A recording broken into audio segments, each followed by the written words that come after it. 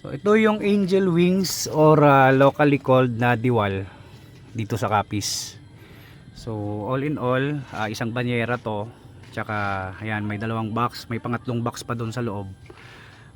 Worth 20,000 pesos na angel wings or diwal yung ating in order na ipapadala natin sa ating kaibigan or mga kaibigan doon sa Manila. Pangregalo lang po natin ito.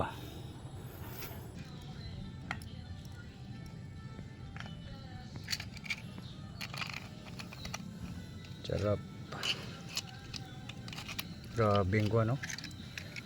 Fresh na fresh sabi, bago lang ni huli.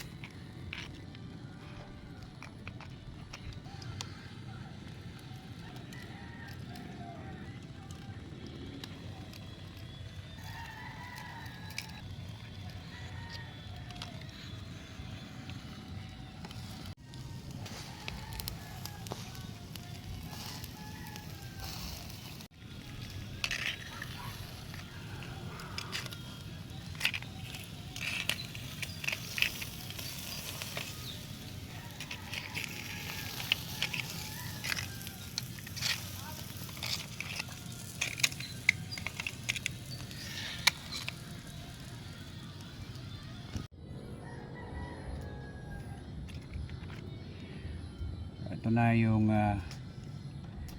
diwal natin, oh. Grabe. Sarap. So, tikman na natin yung ating inihaw na diwal kanina. Sobrang sarap nito kasi fresh pa to, bagong huli. Ayan.